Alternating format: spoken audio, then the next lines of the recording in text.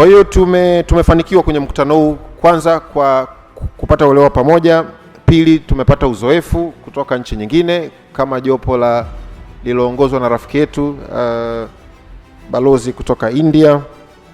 Tumechambua kwa kina sana na kujadili sana sera, mipango, mikakati, mambo ya ruzuku na kadhalika katika jambo hili.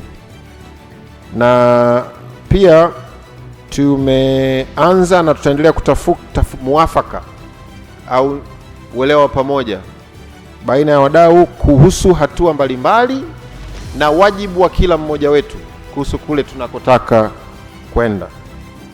Lakini kubwa zaidi, tumepata maagizo mahususi ya Mheshimiwa Rais ambao ni mafanikio makubwa, kwa sababu Mheshimiwa Rais angekuja akatoa hotuba tu ya kutushukuru, kutupongeza na kututakia heri, na angekuwa ametusaidia, amekuepo, lakini hotuba yake imekuwa na maelekezo mahususi. Kwa hiyo imetupa mwongozo na mwanga kuhusu jambo hili. Kwa hiyo mwisho kabisa ni shukurani.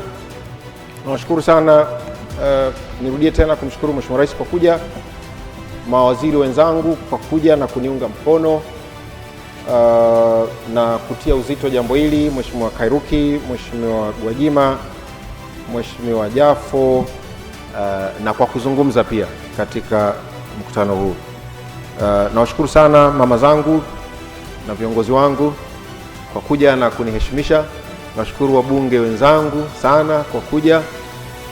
Namshukuru makamu mwenyekiti wa chama chetu cha Mapinduzi ambaye amekuja leo. Na imani kwamba kama Chama cha Mapinduzi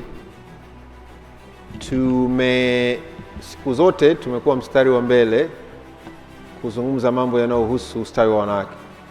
Naamini hili ni jambo jipya ambalo tukilitia kwenye ilani na kulirasimisha, basi litatusaidia kujenga uhalali wa kuendelea kuwaongoza Watanzania vile vile.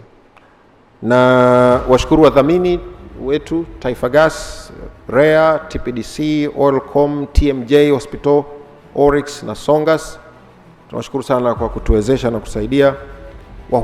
Nawashukuru sana dada zangu wakuu wa mikoa Tabora, Iringa, Morogoro na Shinyanga kwa kushiriki, na washukuru washirika wa maendeleo, wazungumzaji wote, moderators, ndugu yetu Austin. Kamati jana nilileta hapa, lakini katibu mkuu na timu yake yote kwa kazi nzuri walioifanya. Washirika wenzetu wa sekta binafsi tuliofanya nao, waliotoa huduma, na watu wote waliochangia na kushiriki kwenye mjadala kwa njia zote, kwa mtandao na hapa. Na kwa kweli wahudhuriaji wote, naamini mjadala huu sasa utaenda mbele zaidi. Ambacho kikubwa tumeondoka nacho ni elimu, elimu, elimu, hamasa, hamasa, hamasa, ushawishi, ushawishi, ushawishi, na tutaendelea kufanya hivyo. Mimi binafsi kinachonisukuma kabisa kwenye jambo hili ni siku moja, hata kama hatupo, hata kama sipo, walau kazi tuliyofanya iwezeshe picha kama hii isiwepo tena. Hicho ndio kinachotusukuma. Kwa hiyo asanteni sana, Mungu awabariki sana.